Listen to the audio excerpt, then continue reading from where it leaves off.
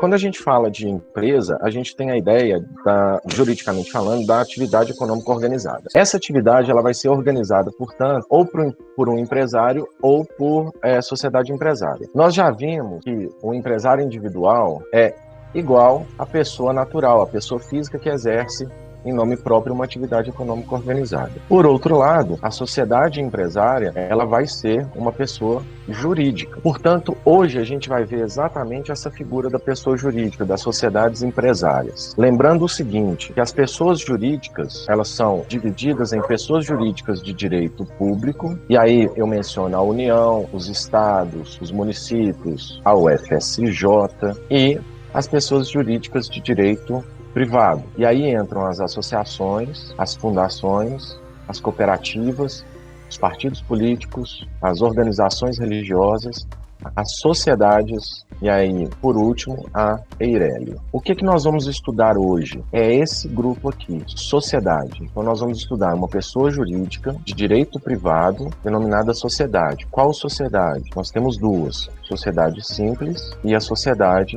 empresária. Nós vamos estudar a sociedade empresária. Obviamente, todas as vezes nós vamos recorrer às normas de sociedade simples. Por quê? Essas normas elas servem como uma espécie de substrato normativo para qualquer tipo de sociedade dentro do Código Civil. Esse aí foi um conceito que eu fiz. A sociedade, seja ela simples ou empresária, é uma pessoa classificada como jurídica por tratar-se de uma ficção, na qual interesses comuns de duas ou mais pessoas se convergem em capital e bens, por vezes serviços, com o fulcro de desenvolver uma atividade econômica organizada para a produção ou circulação de bens ou de serviços em nome da sociedade. Então vamos entender o que significa uma sociedade. Quando eu falo em sociedade, obviamente, me vem à cabeça a presença de pelo menos duas pessoas. Por quê? É derivado desse nome, um sinônimo da sociedade é uma organização coletiva. Se ela é uma organização coletiva, é necessária a presença de pelo menos duas pessoas. O mundo inteiro percorreu durante anos a possibilidade, ou melhor, os motivos pelos quais uma sociedade não pode ser instituída por uma única pessoa, principalmente quando se tratando de uma sociedade empresária. E a gente vai ver um pouco mais à frente por que essa discussão veio à tona. Quando a gente fala em sociedade, a criação de uma pessoa, essa pessoa, em seu próprio nome, vai assumir os riscos daquela atividade. Significa que ela vai aparecer em todas as relações jurídicas, ficando os sócios apenas contemplando o exercício daquela atividade por aquela pessoa jurídica. Quando se iniciaram as pesquisas sobre a sociedade unipessoal, os motivos pelos quais não se poderia cogitar a ideia de uma sociedade unipessoal, batia exatamente por conta da necessidade de uma sociedade haver pelo menos duas pessoas, se tratar de uma sociedade, de uma coletividade,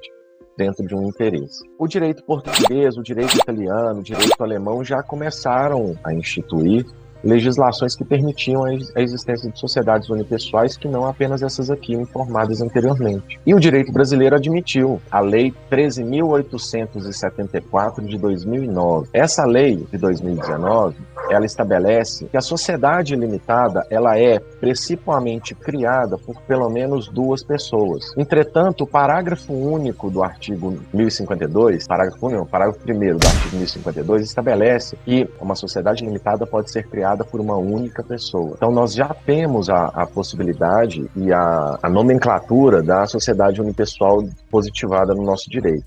O artigo 981 estabelece: celebra um contrato de sociedade as pessoas que reciprocamente se obrigam a contribuir com bens ou serviços para o exercício de atividade econômica e a partilha entre si dos resultados. O que eu quero trazer com essa informação aqui? É que, primeiro, para a constituição de uma sociedade, o documento necessário para isso é denominado de contrato. Celebra um contrato de sociedade. Quando o artigo 981 me fala que para se instituir uma sociedade é necessário um contrato, nós vamos então ao próprio Instituto dos Contratos. Então, dentro do direito privado, nós temos que o contrato ele é subdividido em diversas categorias. Tá? Então, nós temos um contrato de compra e venda, nós temos o contrato de prestação de serviços, nós temos contrato de empreitada, nós temos contrato de arrendamento e nós temos o contrato de sociedade. E por contrato, portanto, a gente entende que é aquele negócio jurídico que tem como objetivo a criação, modificação ou extinção de direitos. No caso de uma sociedade comercial, numa sociedade empresária, esse documento, contrato de sociedade, é o documento necessário para a sua instituição. E nesse contrato nós vamos estabelecer, as pessoas vão estabelecer nela, os direitos e deveres entre si, o nome da sociedade, qual que vai ser a sede da sociedade, o objeto social da sociedade, qual que é o prazo, a sede. Então, quando se fala em instituição, em celebração de contrato de sociedade, nós temos que esses contratos, eles são constituídos ou por instrumento público ou por instrumento privado.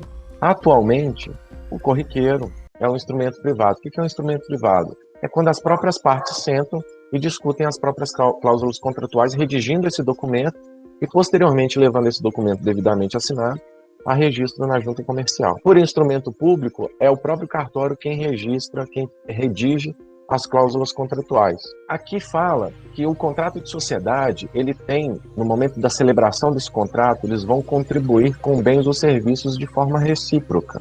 A partir daí, a gente tem um entendimento de que os contratos, eles podem ser bilaterais, unilaterais. Bom, os contratos unilaterais são aqueles em que objetificam a imposição de direitos e deveres apenas para uma das partes. A outra parte, ela é apenas um sujeito que vai receber ou a prestação ou o bem referente àquele contrato unilateral. Por exemplo, um contrato de doação.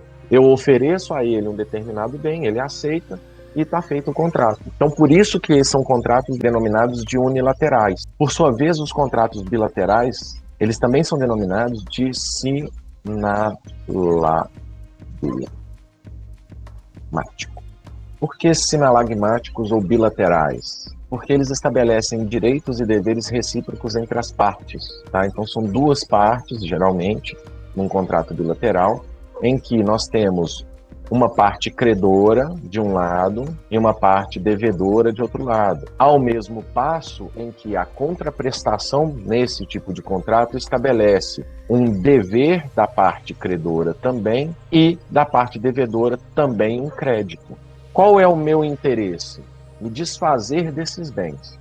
Só que eu não quero me desfazer desses bens e não receber nada em troca. Eu vou receber também um determinado valor por esses bens que eu estou dispondo. Então, o meu intuito é receber um valor por esses bens que eu estou entregando. O comprador, ele tem um sentido, ele tem um sentimento antagônico ao sentimento do vendedor. Enquanto o vendedor quer se desfazer daqueles bens, o comprador quer adquirir aqueles bens. Então, nesse ponto de interesses comuns e antagônicos, eles vão estabelecer entre si direitos e deveres num contrato de compra e venda. Então vejam que existe um dever do vendedor em entregar ao comprador um determinado bem.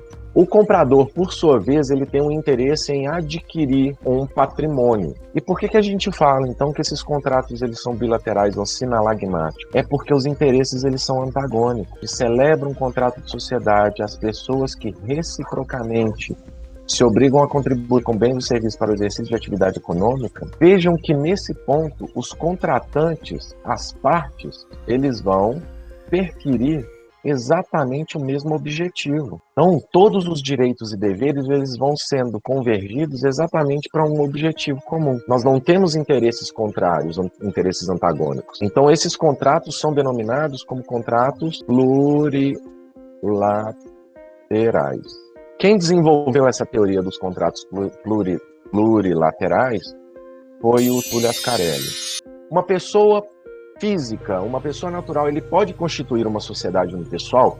Atualmente, desde 2019, sim. Antes de 2019, apenas em caráter temporário ou na forma específica da lei de sociedade por ações. Qual que é o objetivo, então, de se criar uma sociedade, seja ela unipessoal, seja ela uma sociedade plurilateral? A finalidade de uma sociedade empresária é primordialmente separar o patrimônio da pessoa jurídica daquele dos sócios. Quando qualquer pessoa pretende exercer algum tipo de negócio, ela vai procurar, dentro do ordenamento jurídico, algum tipo de benefício para não prejudicar o seu patrimônio pessoal. Quando nós decidimos conjuntamente em celebrar um contrato, a gente vai reciprocamente contribuir com bens e serviços. Então, eu falo assim, poxa, eu tenho um maquinário aqui, a gente pode utilizar. Esse maquinário deve ter um valor econômico, tá? Vou botar aqui de 2 mil dinheiros.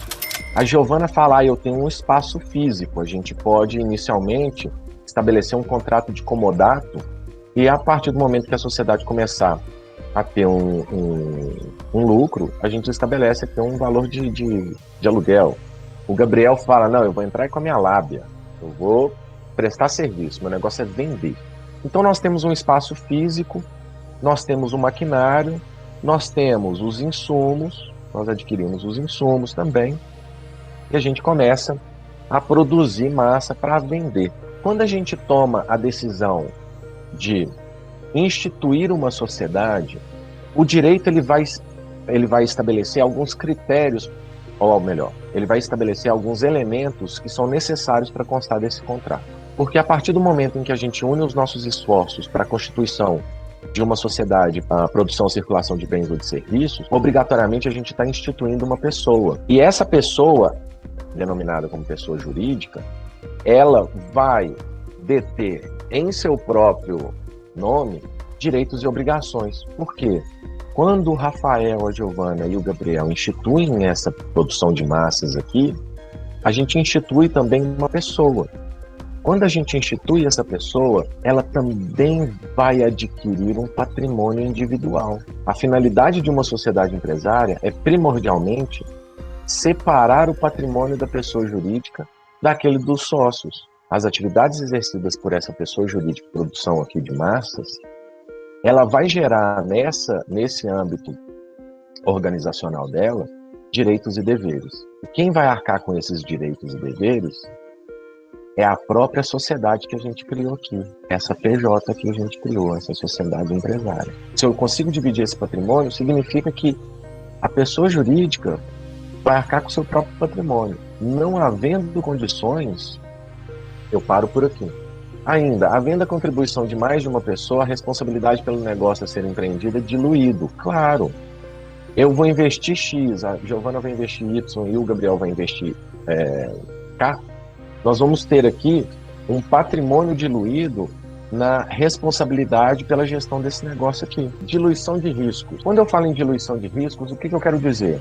Quanto mais pessoas investem no negócio, menor é o risco de uma única pessoa quebrar, ou do negócio inteiro quebrar. Uma outra característica da criação, uma outra consequência, na realidade, da criação de uma sociedade, é a separação patrimonial que eu mencionei para vocês. Suponhamos que aquela sociedade tenha uma dívida superior ao patrimônio dela. Ela foi constituída pelo sócio Rafael, sócio Giovanni, sócio Gabriel. Quando a gente institui essa sociedade, automaticamente ocorre a separação patrimonial em virtude da criação de uma pessoa jurídica. Então, quando ocorre essa separação patrimonial, o nosso direito ele vai estabelecer classificação das sociedades conforme a responsabilidade que o sócio assume diante das responsabilidades da sociedade. Quando a gente fala que a sociedade, no momento em que ela é instituída, gera a separação patrimonial, aí entra o fio da meada, tá? Conforme o tipo de sociedade escolhida pelos sócios, os sócios vão se responder de forma ilimitada ou não pelas obrigações contraídas pela sociedade. Professor, o senhor acabou de falar que a própria sociedade é quem possui a responsabilidade ilimitada. Como é que o sócio entra nessa brincadeira? Historicamente, todas as sociedades comerciais elas foram instituídas, mas, independentemente da sua instituição, os sócios também respondiam por todas as obrigações contraídas pela sociedade. Então não havia essa separação patrimonial. Ela era unida, juntinha. Com a necessidade de maior liberdade para a instituição de sociedades comerciais, com o tempo foi se admitindo essa limitação de responsabilidade. Ou seja, hoje a regra geral é de que a sociedade, no momento em que ela é instituída, ela assume a totalidade das obrigações em nome dela. Ocorre que os próprios sócios vão decidir entre si se, no caso da sociedade não possuir condições financeiras de arcar com as suas próprias responsabilidades, o Rafael, a Giovana e o Gabriel vão responder pelas obrigações remanescentes dessa pessoa jurídica. Dependendo do tipo de sociedade escolhida, Os sócios vão assumir a responsabilidade limitada ou a responsabilidade ilimitada. Então, todas as vezes que a gente fala em responsabilidade, a sociedade de responsabilidade limitada, a sociedade anônima, a gente está falando de tipos de sociedade que são assim caracterizadas também em virtude da separação patrimonial e da possibilidade de se responsabilizar ou não os sócios por obrigações contraídas pela sociedade. Então eu falei com vocês que o tipo de sociedade influencia a responsabilização dos sócios perante as obrigações contraídas pela sociedade. Então a gente vai ver quais são os tipos de sociedade que nós temos hoje no direito brasileiro. E esses tipos societários, aqui eu coloquei um asterisco. Ai, que burro, dá 0 para ele. Eu estou falando da sociedade empresária, não estou falando de sociedade simples. Elas são divididas conforme a responsabilidade assumida pelos sócios, portanto, responsabilidade ilimitada ou responsabilidade limitada. Além disso, as sociedades também são tipificadas conforme o regime de transmissão das participações sociais. Toda sociedade possui um patrimônio. E o patrimônio está aqui, ó, em volta a essa pizza aqui. Tudo que está dentro dessa pizza, até as bordas, faz parte do patrimônio da sociedade. Essa pizza, ela é dividida em pedaços. E esses pedaços são denominadas cotas. Então, toda sociedade, ela é constituída e ela possui um patrimônio, ela possui um capital, que é inicial, um capital inicial. Esse capital dela é necessário para que ela dê o pontapé inicial no início das suas atividades. Esse capital social, ele vai ser dividido em pedaços. Então aqui eu tenho um capital de 10 mil dinheiros. E esse capital de 10 mil dinheiros, ele vai ser dividido em cotas. A cada uma dessas cotas vai ser atribuído um valor, por exemplo, R$10. Então, se eu detenho uma cota à parte da nossa sociedade, significa que eu investi R$10 no meu patrimônio próprio para colocar dinheiro dentro da sociedade. Os tipos societários, eles também vão variar conforme a transmissão dessa participação social. Dependendo do tipo de sociedade que nós escolhermos, essa transmissão, ela necessita da anuência dos sócios. A classificação dos tipos societários se dá também em virtude da estrutura organizacional da sociedade. A sociedade, ela possui um órgão deliberativo, ela possui um órgão executivo, em algumas situações ela vai possuir também um órgão de fiscalização. Os tipos societários também vão variar conforme a estrutura organizacional da sociedade. O mais importante, claro, é relativamente à responsabilidade assumida pelos sócios por obrigações contraídas pela sociedade. Uma outra forma de eu tipificar as sociedades é por meio da sua estrutura organizacional. Qual que é a estrutura que toda sociedade possui? Ela possui um órgão deliberativo. Quem exerce o órgão deliberativo? A Assembleia. Órgão máximo da sociedade. É na Assembleia que vão se tomar as decisões de rumo da sociedade. Toda sociedade possui uma Assembleia. E essa Assembleia ela pode ser ordinária ou extraordinária, conforme o caso. E nós temos também um órgão executivo. Que órgão executivo é esse? É a administração da sociedade, que pode se dar por meio de um conselho de administração ou diretoria. Em algumas sociedades, é obrigatória a existência do órgão de fiscalização. Por quê? Pela própria dimensão que a sociedade assumiu, ela precisa ter um órgão específico para fiscalizar os atos da administração. Esse aqui é denominado Conselho Fiscal. Um dos tipos societários, nós vamos ter sociedades personificadas e sociedades despersonificadas. O que é uma sociedade despersonificada? Quando eu falo em sociedade personificada e sociedade despersonificada, eu quero mencionar que a sociedade ela possui ou não personalidade jurídica. O que eu quero falar quando eu estou mencionando sociedades despersonificadas? Eu quero dizer que esse tipo de sociedade não possui personalidade jurídica, ou seja, ela não possui registro. Se ela não possui registro, significa que ela não tem a certidão de nascimento. Os seus atos constitutivos, o contrato social, o estatuto social, o ato deliberativo que institui a sociedade não foram levados a registro. É como se a Giovana tivesse nascido e o pai dela e a mãe dela simplesmente esqueceram de registrar a menina no cartório. Pobrezinha. O mundo sabe que ela existe? Sabe, mas o mundo jurídico não. Eu tô passada, chocada. Meu Deus. Jesus! Como é que a ela serão atribuídos direitos e deveres? Opa! Direitos e deveres? Se sequer ela possui registro. Ah, professor, significa então que ela é uma indigente? Não é bem isso. Estou querendo deixar a situação bem radical para vocês entenderem como é que funciona isso no aspecto das sociedades. Todas as sociedades empresárias constituídas possuem registro. Quem são essas sociedades despersonificadas? Sociedade despersonificada é exatamente aquela sociedade que não possui personalidade. Então ela não possui personalidade jurídica. Se ela não possui personalidade jurídica, ela é denominada, ela é disciplinada pelo direito empresarial como sociedade despersonificada. No Código Civil, nós temos a regulamentação dessas sociedades despersonificadas nos artigos 986 a 990 do Código Civil. O que fala o artigo 990 do Código Civil? Desculpa, artigo 986 do Código Civil. Enquanto não inscritos os atos constitutivos, reger-se-á a sociedade, exceto por ações em organização, pelo disposto neste capítulo, observadas subsidiariamente no que elas foram compatíveis às normas de sociedade simples. Então, no primeiro ponto, na primeira parte do artigo 980, nós vamos ter, enquanto não inscritos os atos constitutivos. Nós estamos falando de constituição de uma sociedade cujos atos não foram levados a registro, a disciplina é da sociedade em comum. O que é uma sociedade de fato?